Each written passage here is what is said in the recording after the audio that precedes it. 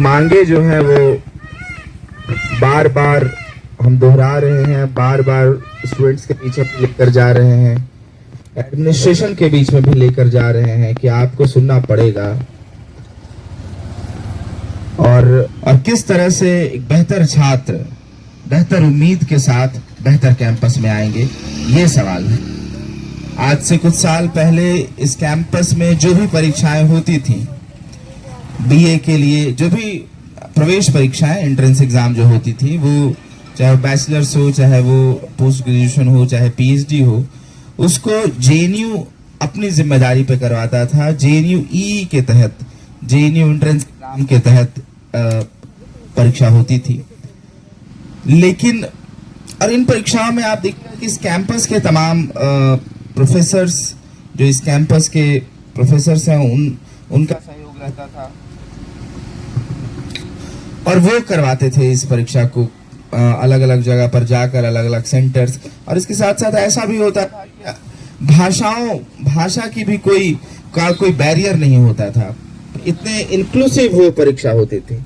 लेकिन आज एक ऐसी संस्था को हमारा कैंपस सौंप दिया गया है जिसका नाम एनटीए है, और एनटीए के बारे में अब कोई उसके बारे में बताने की जरूरत नहीं है कि कितनी लीक्स की घटनाएं, कितनी पेपर लीक्स की घटनाएं उसके साथ हुई है।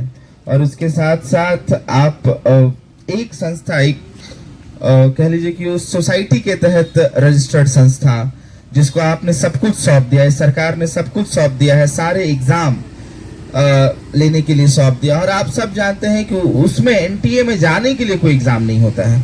एनटीए में जाने के लिए लोगों को चुना जाता है और सारे वही आरएसएस और बीजेपी के लोग शामिल हैं उसमें, और एक तरह से ठेका के तौर पे वो काम होता है। तो वो कितना हमारे जेएनयू को समझेगा, कितना हमारे परीक्षाओं को समझेगा, कितना हमारे यूनिवर्सिटी को समझेगा, ये हम सब भली भांति वाकिफ हैं इससे। तो आज हमारे साथ प्रोफेसर अविनाश हैं। अविनाश लेबर स्टडीज में पढ़ाते हैं और इसके साथ साथ हमारे सवालों पर, छात्रों के सवालों पर, इस कैंपस के सवालों पर हमेशा से मुखर रहे हैं। तो हम चाहेंगे कि हम अविनाश सर को ही माइक दें ताकि जेएनयूई, एनटीए, इन तमाम मसलों पर किस तरह से हम संघर्ष कर रहे हैं, किस तरह से हम लड़ रहे हैं, इस पर बात आगे हो। Thank you. शुक्रिया धनंजय। मैं थोड़ा आप बैठे रहें। बाकी जो लोग साथी हंगर स्ट्राइक पे हैं वो प्लीज़ अपने अपने जगह पे लेटे रहें। किसी को उठकर बैठने की भी ज़रूरत नहीं है। सबसे पहले तो I would like to begin by bringing for you the revolutionary greetings on behalf of the JNU Teachers Association.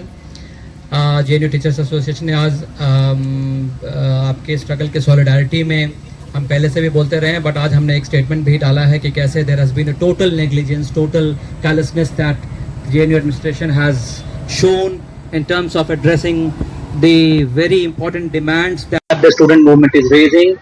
और इसके अलावा जो बाकी के सारे मुद्दे आपने उठाए हैं उन सबको कैसे वो नज़रअंदाज कर रही है।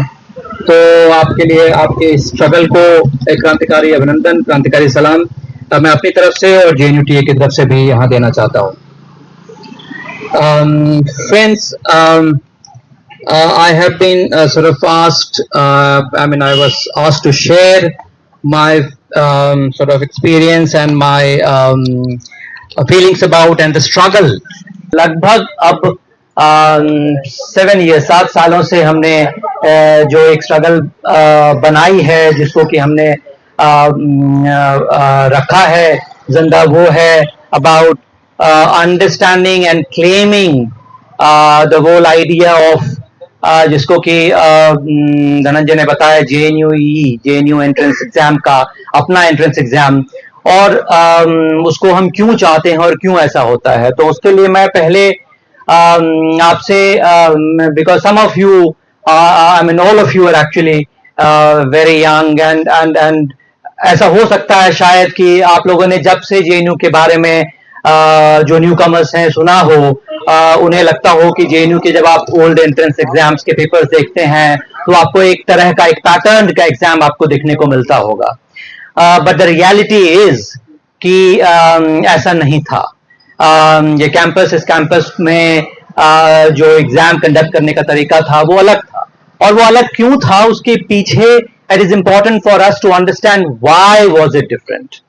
Where so is JNUEE or JNU entrance exam just an entrance exam, or is it something else? And for that I would like to tell you that for many of us who have been looking and learning and experiencing this campus, JNU entrance exam कोई एक entrance exam नहीं था। JNU entrance exam एक vision था, और वो vision जो है जो उस विजन पे जो अटैक है जो आप अभी फेस कर रहे हैं, जिसको कि एनटीए के मार्फत से, एनटीए के नाम से सुना जा रहा है, जाना जा रहा है, आपको ये मानकर आपको ये सोचना पड़ेगा कि क्या वो एक केवल हमसे एक हमारा एंट्रेंस एग्जाम छीन लिया गया है, या हमारा एक विजन था उसको छीन लिया गया है। अब वो विजन कैसे था, मैं उसको समझाने की कोशिश में आपसे दो चार I try to talk about that, because it is very rare that that students actually get time and sort of interest in reading what is known as the JNU Act. अगर आप उस JNU Act जो कि JNU की website पर available होती है उसको अगर पढ़ेंगे तो उसमें आपको पता होगा कि one of the mandates and the most important mandate that the JNU was given when this was crafted, when this was created through an act of parliament, कि वहां ये बताया गया था कि it is the vision and it is the aim and objective of this university to actually reach out. When I'm saying reach out means I'm emphasizing that word, to reach out to the farthest of the far and the lowest of the lowest. You have to reach out to all of them. Okay, अब ये कहा जा सकता है कि this vision, this is just a promise, this is just an objective, that any objective, any act or any sort of a parliamentary act could actually say. But when you try to realize and understand that did JNU just put it that as some words, some letters written in this in its act, or it actually tried to sort of implement and sort of fulfill it. And then you will realize that JNU was the only university in India. It was the only university in India जो, अब जिसको मैं कह रहा हूँ कि I was trying to explain that why that entrance is a vision. So you have got an objective, you have got an aim, that you have got a mission for which you actually created a university, a space for knowledge building. But that knowledge building was not to be done only by bringing or thinking people, those who are located in their, cocoons, in their comfortable spaces, because knowledge building is not a action, not a creativity where it is done only by some kind of a homogeneous people coming together and trying to say and perpetuate as it has been happening. That is what is called the colonial hangover in major parts of the world. So JNU was created to create a process of knowledge building जिसमें कि every possible human being who could have the should be given that opportunity to come here and do and participate in that process. So one objective or one process could have been that, okay, fine, there is something written in the act, so what we will do is that we will simply conduct our examination in Delhi as was being done by a majority of the universities that were existing at that point in time.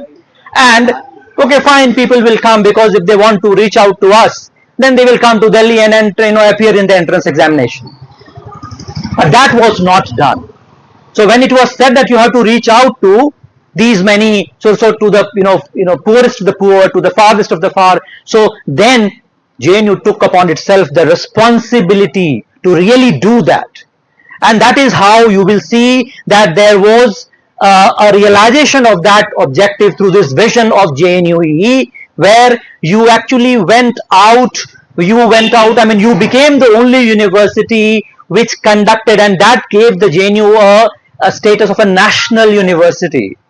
Right? It was not just a central university. It was a national university in that true sense of being national, that you are there You are visible there in the remotest of the remote area where people would say that, okay, JNU is coming to conduct it in a small center, in a small city where people can access those.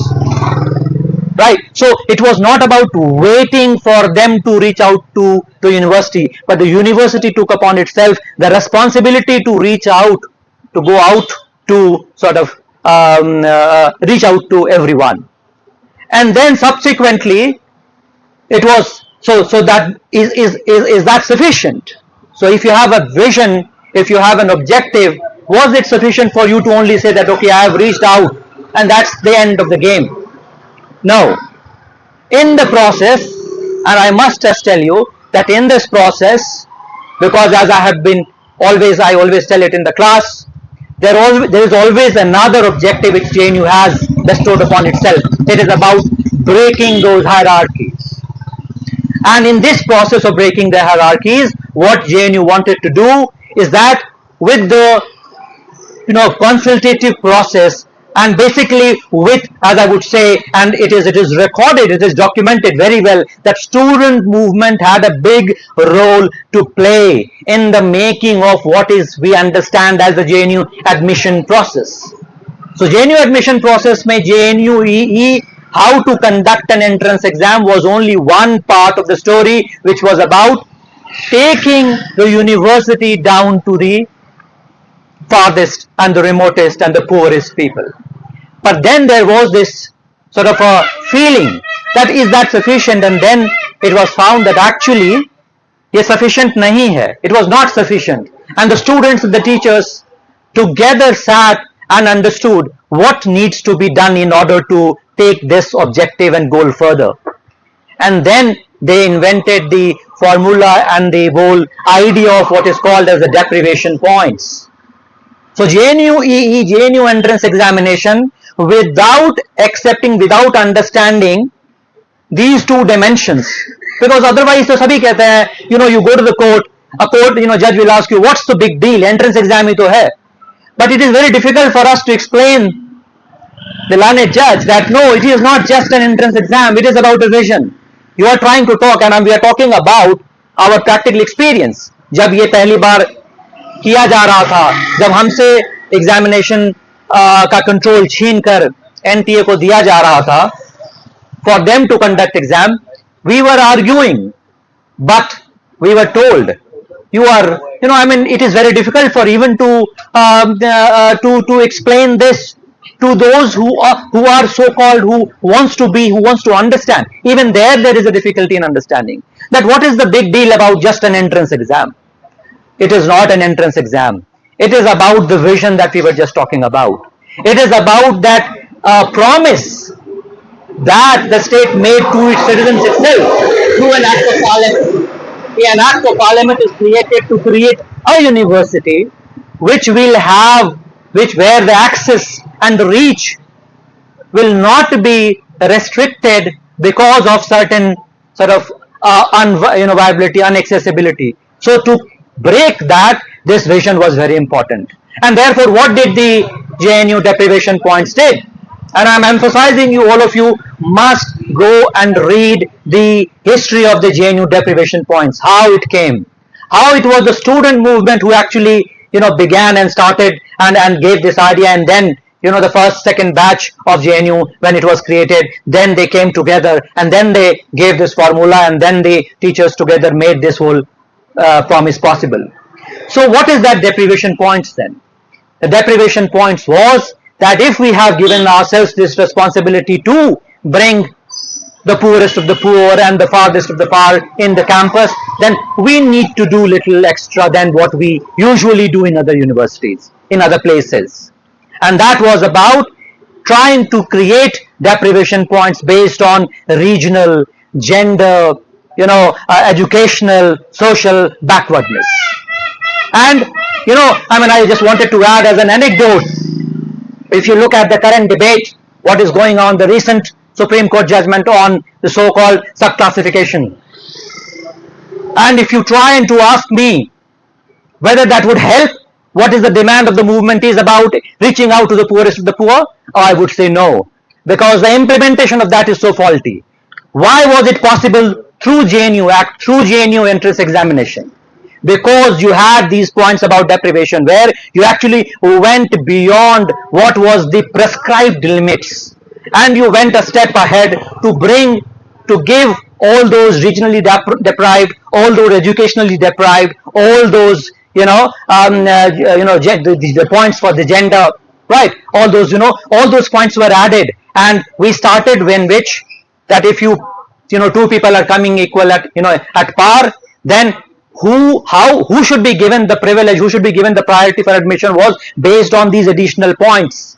So from 0 to 20, these were the deprivation points that could a student from a far-flung, so a woman from educationally marginalized background, from a farthest remotest area, would get 20 points, 20 marks extra than a student who is in a privileged background coming from Delhi or any other metropolitan cities, studying in a Delhi university already, and then they would have got these privilege. So you see how there was a system sort of created to do that. So JNUE, JNU entrance examination was not simply, this is the point which I am trying to emphasize, that when we write JNUEE, it appears to be just like a simple formula of JNU entrance examination. It was not a formula based entrance examination. It was a vision which was given, which was promised by the Parliament of India to its citizen, and through this entrance examination in which the faculty, the administration, the staff actually together participated in making that possible. That was the model that was given to us. Added with it was the deprivation points which came in that process of understanding. You can only understand that, and you know why would even the administration at that point in time accept the deprivation points?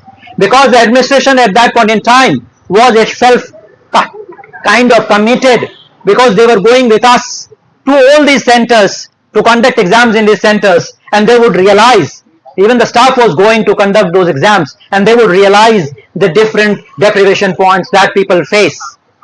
There was no prerequisite for the only prerequisite was that you must have passed your last exam. It was not even a condition that you should have a first class or you should have something. It was just that you should have 45% examination, 45% marks, you should have passed that exam, and then you are eligible to sit. Because we are not bound to just take what was given to us in terms of the the whole argument of meritocracy and merit, that if you gain better grade and gain better marks, you are a better student. That was not the criteria through which admissions were taking place in this campus. And that's why the title that was given for this talk, why JNUE has been the reason for academic excellence in JNU. Now, so it is very difficult to say that what the excellence that the JNU has achieved till date is based on the JNU entrance examination. It's so difficult to link this, but you will realize how organically it is linked if you understand that entrance examination was not simply an entrance examination. It was a vision that was very, very important for the existence of this. So therefore, when the attack started in 2017, this was not just an attack on it was not a technical attack. It was an attack on the vision. And that attack started with first trying to sabotage it, from internally, that first you try and say that, there is a biasness. People here conduct exams according to their own way, and then therefore they get the students in their own way. I mean, that is the most absurd. You have the data, you have the exam, whole system with you. There was never such blame given to on any of the sort of exams conducted on any year. I mean, you can see, the administration have their own data. They can see how students were coming from all across the spectrum, and that was the beauty of it. That was where the excellence started, and excellence started to be built up. But that started with that. So they wanted to take, first they started slowly, and you must know how this all started. It was not, because enough has been said, enough has been written, but what is important for us to understand that it must be said again and again so that it is not lost somewhere in the academic or in the or in the letters. So you have to actually repeat it so that it can be there. You can then sort of say it to others that what was how it was taken away. So the first attack was about, they wanted the system of examination that you had here, a system, as I said, that there was no prerequisite. We did never ask, and this was a question very intended, very nicely it was asked when we were recently on August 12th, you know that JNU Teachers Association had also done a 24 hours dharna and hunger strike, where two of our colleagues were sitting on the hunger strike. And on the night when several of you students were coming and talking to us, one of them asked this question, and I was happy that he asked this question. That, sir, there are many Hindi speaking students who are coming into this system now, because we really do not have to read and learn too much. It is only about inky, pinky, pinky, po, and then there is a possibility that otherwise earlier you had to write in English, and then some of us who were coming from the regional background, we were not able to do that. And I said that, well, it's a very good question, but actually it is not right, because this campus was always, you look at the regional diversity of this campus and you will find that there has always been people coming from all states. And what does that mean? It was not ever sort of written, but you know that there was a principle which was followed in the JNU entrance examination. Whatever may be the mode of the question, that the questions may be written to you in English, but the students were free to reply to those questions, their long type or whatever sort of short type questions, all in their regional languages. Even if we did not have teachers who could read a certain language, we would make sure that we invite people from outside and they would read it for us, and then we would correct those answers. So language was never a barrier for JNU entrance examination. It may be that some students do not know that they can actually write in their regional languages, but you will come to know when you come to the campus and when you interact, and when you go and you ask and you sort of make a query that can I write this in Hindi, and any one of us who would be invigilating would tell you that language is no bar. We are only asking in English, but actually you can write in Hindi. You can write in Telugu. There would be multiple scripts even today if there is any if there answer scripts are kept. You will see there would be multiple languages, answer scripts in multiple languages, whether it is Telugu, Tamil, Malayalam, or Hindi, or Bengali. Every language people used to write, and we used to correct those answer scripts. That is what was making the beginning. That was what was very important. So therefore, when they are asking you that it is simply about one body conducting exam to another body, it is not that. It is not about just conducting exam. It is about the autonomy. It is about the vision that the university, that the nation, that the parliament actually had bestowed upon this university. And then subsequently that from the university it went on to the teachers and the students, and all of them are equally sort of participating in terms of making of this university. So what happened in 2017? They first started saying that, okay, you have to now, the first attack was that it will be, so I just said that there was no prerequisite for you, for anyone, for any student to come here. So the first attack came through that you make a prerequisite. What was the prerequisite? That now it will be only a computer-based exam. Now when you say that an entrance exam of a university will only be a computer-based exam, which has never been such, that means that now you are asking that anyone who comes to JNU first has to be very comfortable and computer knowledgeable.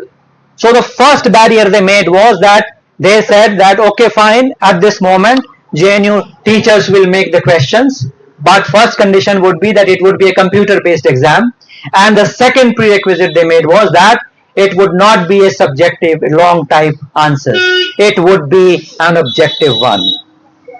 There was a huge approach, there was a huge resentment, there was a huge disagreement with by this, because this decision was being taken without any discussion, without taking the viewpoint of the students and the teachers into account.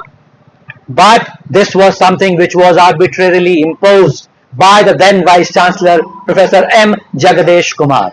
It is important to take the name because the action is still on and the person is still in action, and therefore he took this decision that you change this whole system. So by adding a prerequisite, and the third prerequisite, then they, not in the first year but subsequently, what they did was to remove the deprivation points.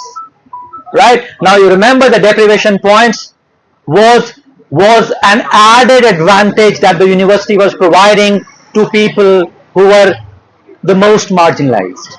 Right? So this question about, as I said, about the sub-classification, is that going to help? No. But if you read it through the JNU Act and JNU deprivation points, actually these are the ways through which you can actually bring in the, right? So you will find the diversity. So you will find that this campus this was the only campus where there was, the gender ratio was absolutely fantastic.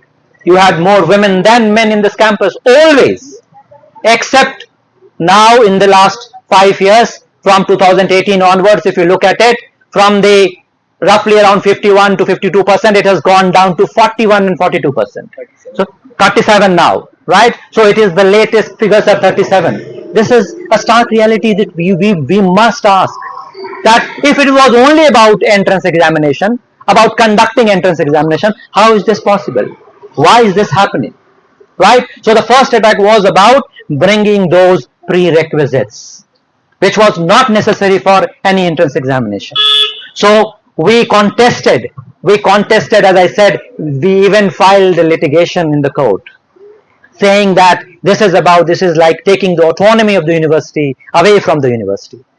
And we gave them examples about telling how you look at the PhD entrance examinations for all across the world. There is never an examination which is done through these multiple choice based questions.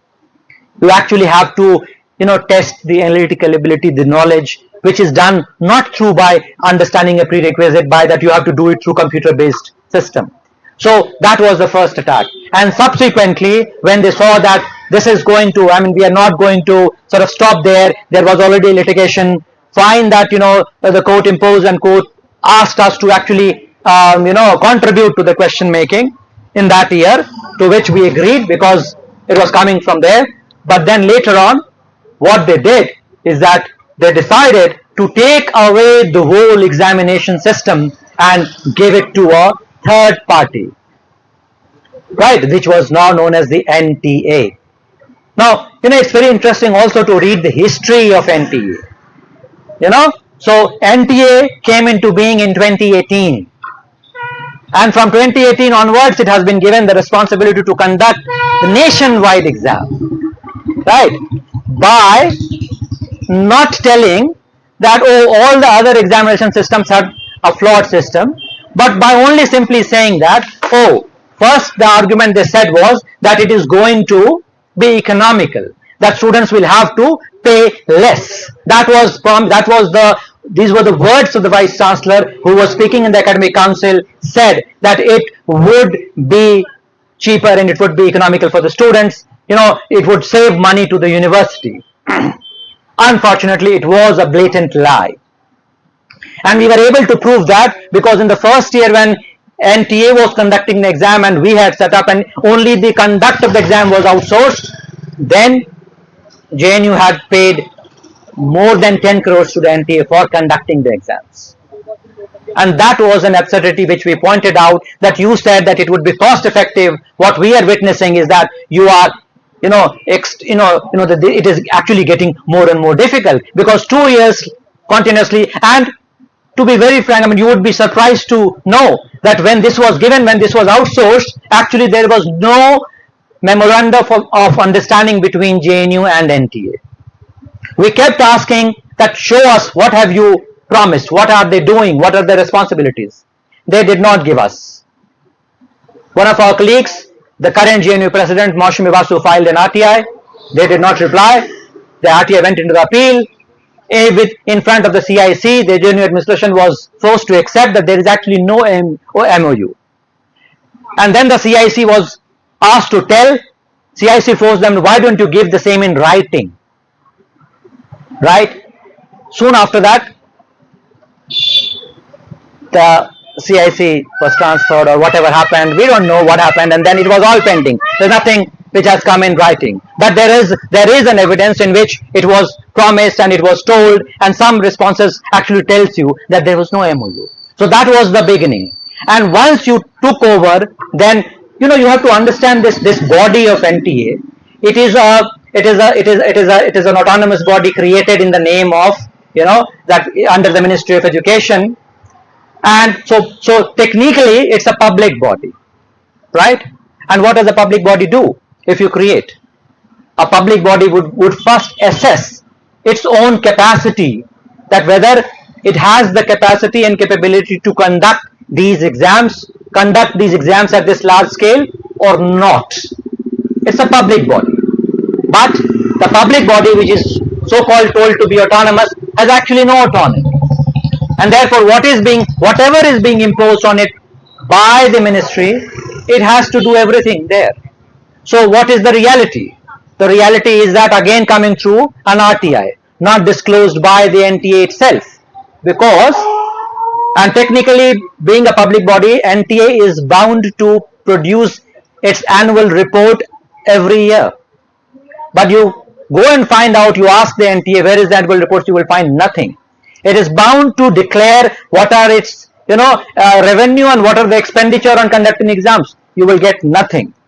When the recent fiasco happened of the paper leaks, and paper leaks is only a little smaller part of the story. The story is much, much bigger.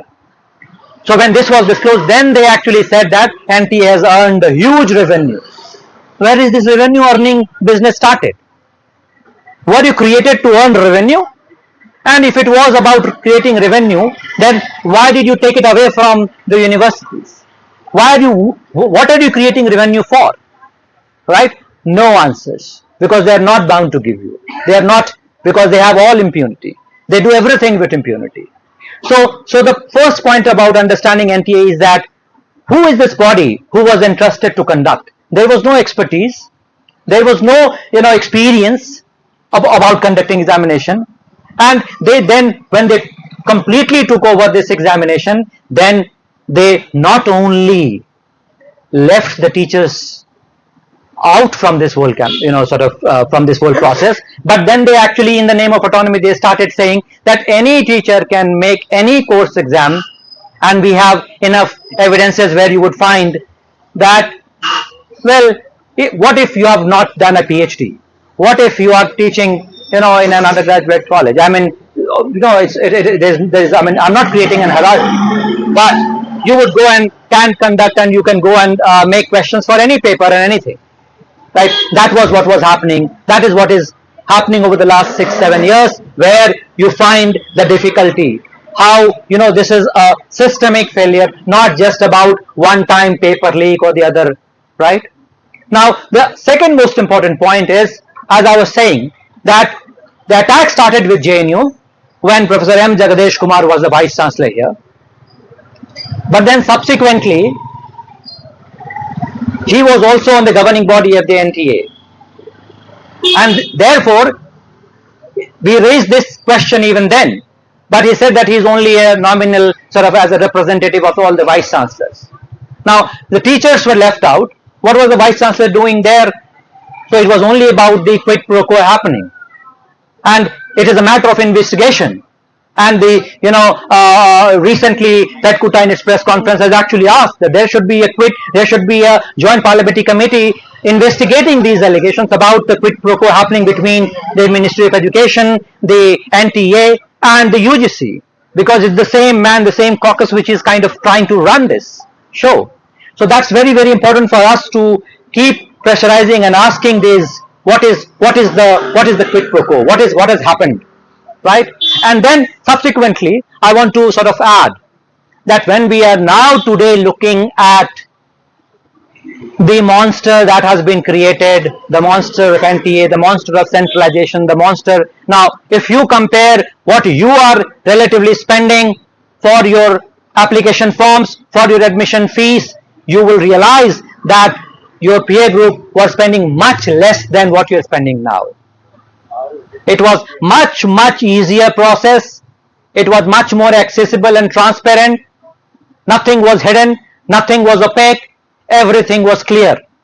Who has come, how, what was the cutoff, everything was very, very clear. But now everything is hidden. So now what is happening, and I want to add with this, that when you have, when, why these universities, why there were central universities?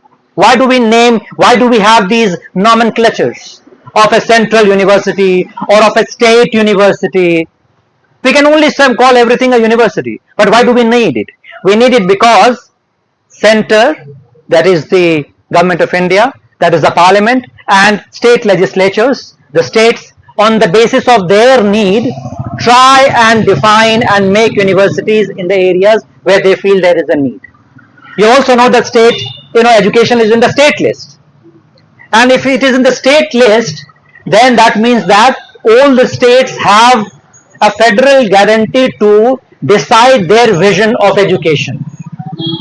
You cannot have a vision-less education being imposed by the center on all the states. Now, so when I was talking about the vision of JNU, I was not trying to kind of romanticize that the vision was there only in one university in this country. There were visions of different regional universities there in every university. And that is also, so started with an attack on the vision of this central university, which was national in character. From there, it went on, when he became the UGC chairperson, it went on to become an attack on all the visions that different universities, different regional universities, different state universities might have. Now, everything was being done through what? That you have a list of 16 subjects, 16 topics on which you will do PhDs. That's how this vision is being attacked. So the PhD, so you have to look at the contrast. At a time, at a place, at a vision which was so inclusive that it was trying to reach out to, and it was trying to give autonomy and freedom to everyone to choose what they want to work on, how they want to study, what languages they want to study in.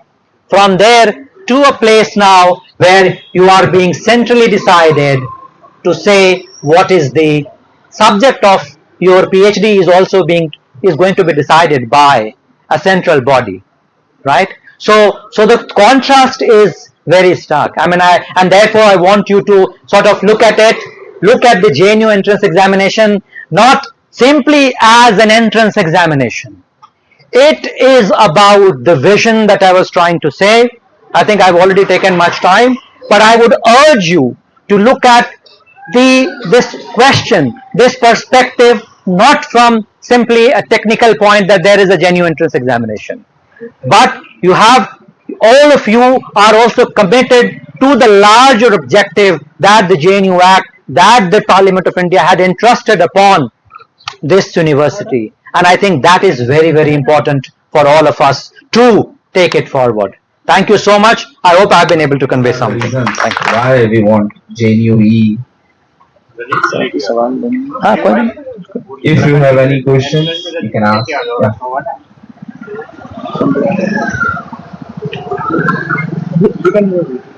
Sanji, Sanji, sir, thank you for such an enlightening talk and for such insightful. It brought out very new things which I didn't know. And students, sir, my name is Shaurya. I am doing PhD from CPS. So my question to you is on similar lines, but on slightly different. So what about the teachers recruitment process in the university? Now that it is so politicized, and we are only talking about the about JNUE, shouldn't there be a more transparent process of for teacher recruitment? The way teachers are being recruited in various centers in the name of ideology. So, how can we improve on those lines? And has there ever been a transparent system in the history of the JNU or any? There in various other state universities, I know there's an entrance exam. So, what has been the history of this university in that context? और किन्हीं का कोई सवाल है तो आप लिख कर हाँ I have a small question.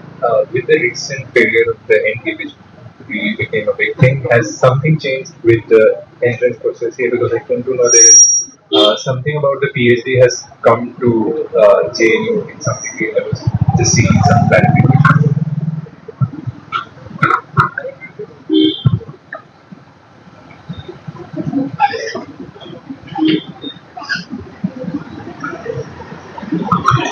Sir जैसा हम लोगों को पहले पता है कि पहले जो है सेकेंड ईयर में भी एडमिशन का एक प्रोसीजर होता है, बट न्यू एजुकेशन पॉलिसी जो है मल्टीपल एग्जिट और एंट्री की बात करती है, तो क्या हम आगे उम्मीद कर सकते हैं जेएनयू में सेकेंड ईयर में भी एडमिशन शुरू हो सकती है ग्रेजुएशन?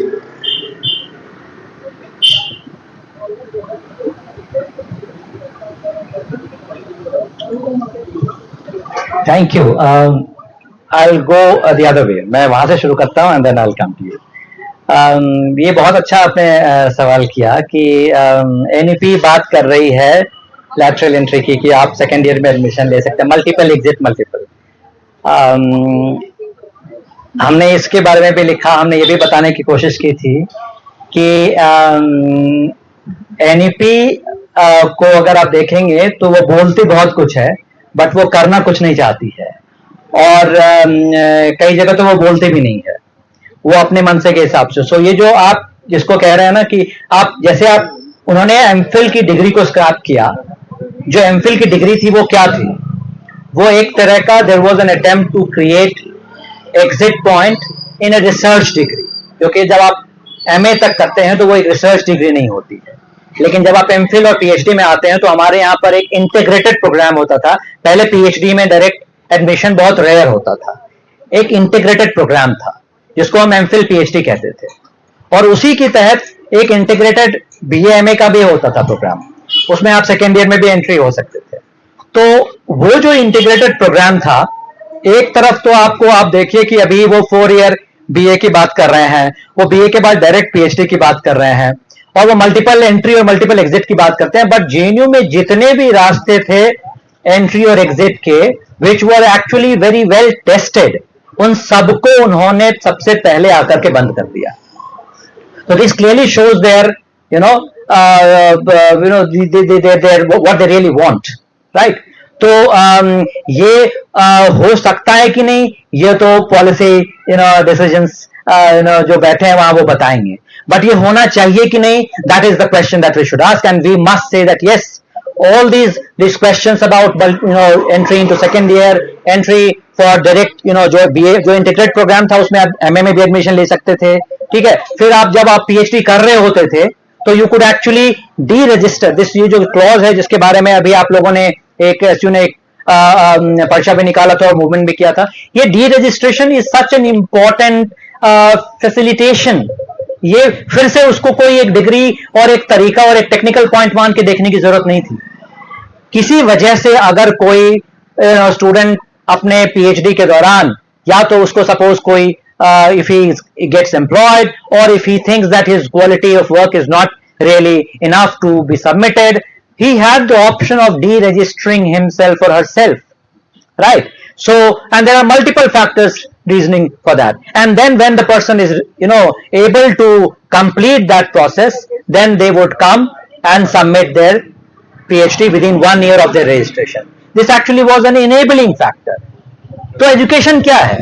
अगर एजुकेशन enabling ना हो, अगर एजुकेशन रिस्ट्रिक्टिव हो जाए कि नहीं अभी आप आए हैं, आपको 4 साल के टाइम में पीएचडी खत्म करके what ever you may have done, whether you are in a mood, whether you are in a mood, whether you are in a position to do it or not, whatever might be happening in your personal, political and social life, nothing doing. You have to finish and go, otherwise all your 4 years is gone. You have to go back to the same entrance examination, shitty entrance examination being conducted by NTA, and then come back and do the same.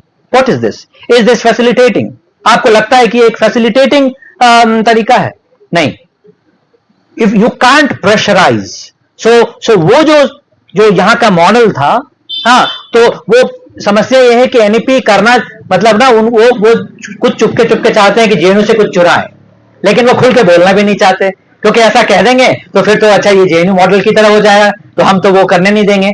So they don't want to accept that where are they taking it from? And that's the crucial point that you should understand. And we must demand about reinstating all those provisions that JNU had actually, sort of devised, not through the benevolence of the administration. It was the students, teachers struggle, a common understanding about the vision that we were talking about.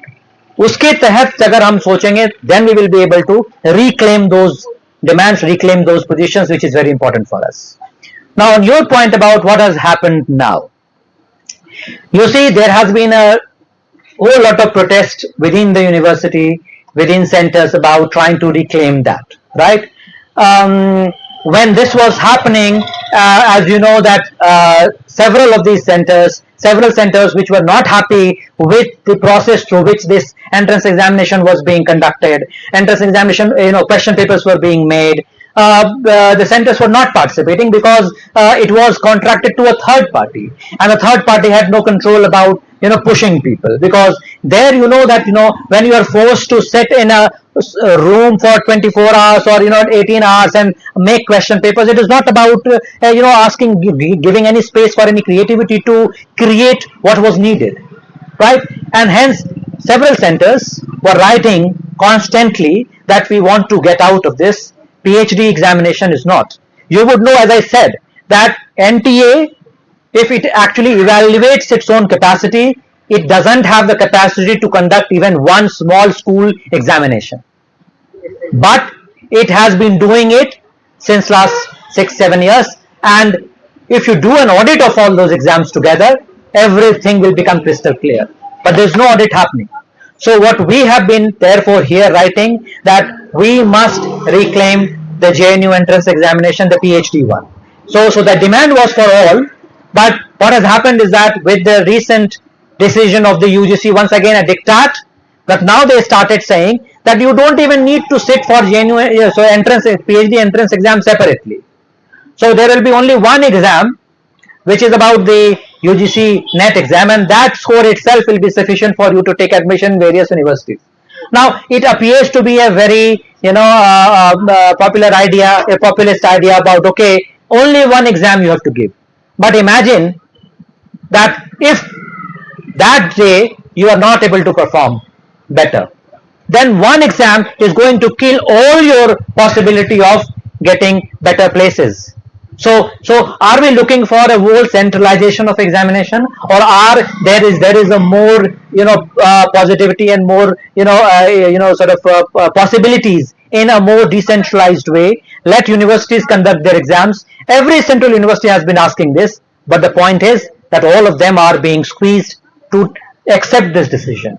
So when we were protesting and we were trying to write, so there was recently, when this diktat of JNU entrance examination through PhD net score was taken, some centers said that because we do not have PhD, we do not have net subjects in our subjects, so we will not be taking because it is impossible. And the administration was trying to push some 22 subjects on the list that you can take from any. And many centers say that no, this is not possible. You are making a mockery of it. And then it was agreed upon, because there was one small gap, one small loop there in the UGC order, that if there is no net exam, because they know that that could be a legal tangle that they will get stuck. So they give this space that if there is no net paper in your subject, then you can conduct your own exam. So initially the discussion started with 3 centers, 3 schools starting, 2 centers and 1 school starting their own entrance examination. But subsequently we were able to convince upon, and in the recent fiasco, I think the government is also under sort of a pressure that they understand that they are on the back foot because there so much has flown. So there is some kind of an agreement that okay, fine, let us do this experiment, let the PhD entrance exam go back to the universities. Several other universities have already conducted their PhD exams. We did not conduct our PhD exam. We are still waiting for this year's net score, which is again a very problematic idea, because if you are trying to have a PhD exam from next year, why don't you start now? How can you have trust on the same NTA which has done such a mess of your own university, your academic calendar? Look at this. It is the mid of the semester. This is 15th of August. By now, all the teaching were in the full season, but we have just started teaching our first years, MA, and we have no PhD entrance exam. So what is this? Is this not about total surrender of the autonomy of the university? Is this not about a total capture of the autonomy or the making of the university? So there is an attempt towards making it happen from the next year, but this is only a plan, right? Unless and until we make sure through our collective effort, through our movement, through our demands that is done, never be assured that it will be done. Okay, it is only on paper, and the point is that how can you take away the PhD exam and allow NTA to conduct the MAs, because it is the same body which has done the full fiasco. So it is important, and this has been the demand of the teachers, that all exams, as I said, it is not exam, it is the vision. So the vision of the JNU should be given back to JNU and to all other universities as well. Let universities conduct their own exams, right, where students have the possibility of understanding and preparing according to the needs of the university. Here there is actually no need. For NTA you have no need, right? You simply have to go there prepared, and you have to do those calculations and finish. So there is a high 25% possibility that out of 4 answers, 1 answer will be correct. So you come with that 25%, and then you add another 10% of all your small whatever you might have done, and you will get through. But the point is not about getting through a system, getting or cracking an exam. The point is about understanding why we are coming to this university, or for that matter, any university. Why we are, why we have given ourselves to higher education, to understanding higher education. To why are we investing time into spending time on education, reading more and writing more and understanding. So that's very, very crucial. So as you have said, yes, there is a development, but that is only half baked. You have to really work towards, and that's what the teachers are trying to do. That's what the teachers were there on, that we are demanding that all exams should come to JNU. That also will be more economical, that also will be more convenient for students. Okay, and it is based, it will also bring back the academic excellence of JNU that has been there in the process, not through a technical point of entrance, but through a more visionary point that I was talking about. And to your last question, very, very important, right? So ultimately, if we are trying to engage ourselves, we spend times and hours and months and years to complete PhD, only to know that when you face the interview, you are humiliated. You are humiliated because you do not adhere to a particular ideology or a particular sort of a kind of knowledge system that they want to create. That's really ridiculous. You have seen that one of our demands when we were on the hunger strike on that day was this whole idea about why there are so many NFS across all categories, most prominently among the reserved categories, among the OBCs, among the scheduled castes, among the scheduled tribes, right? Why is it that despite so much of excellence, why are you trying to say that there is somebody no one found suitable? It's not, once again, it's not a technical category. It's an ideological category which has become, right? There is a rumor going around about the new definition of NFS, but I would not say that. I would let you all to imagine what NFS could be, but that's very important for us to ask this question. And it is being faced day in and day out. In this university here, there has been 104 non-found suitable. Even when there were candidates, there were teachers from the same university applying for those posts. So if you have, so on the one hand, and let me share this now that this is a conversation between the Teachers Association and the Students Union. So on the one hand, there are teachers here who have been teaching in this university for more than 20 years, but they are still on the assistant professor scale. They have not been promoted. When they are, because for eligibility of professor is only 10 years of teaching. When they apply for and go for direct position for professors, they are told, oh, you are trying to take, you're trying to jump the gun. You are trying to take 2 promotions in one go. You are not promoting me at the class, and now you are asking us that we are trying to take 2 promotions.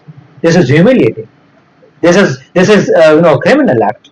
that you are humiliating someone, your own faculty. And then at the end of it, what do you see? They have declared NFS. This has happened across, right? There are, people, faculty from the PH categories appearing for their interviews, declared NFS. You don't promote them, you don't recruit them directly. So the only criteria is that you should have some affiliation with somebody that you know is the hidden, not so much a hidden hand, it's a visible hand that you have always being seen, right? So it is a very crucial point, and it is connected. Therefore, it is these two movements, the hunger strike that we did and the hunger strike that you are doing, these are not separate. These are not separate movements. This is about the vision of that university that we all are entrusting for. There will be an entrance exam kind of thing for the teachers. This is also like in the recruitment in the long So the point is, once again, entrance exam by whom? By what? You see, so I am asking you to think not in the technical terms. There are many state universities which sort of take to entrance exam. Look at the condition of those things. So so you have to sort of you are already coming through so many entrance exams, and now from PG to PhD, the entrance exam has only one character, that is called MCQ. What would that give you? There is already an entrance exam for qualifying NET. You don't come to teaching without qualifying NET. So how many entrance exam more would you do? It is about having the vision and the will to accept that there are people available and you have to recruit, and this is what the university should do. And if you do not, and if your vision is distorted, then no entrance exam or nothing can actually do. But don't you think that interviewer method will always have its own biases?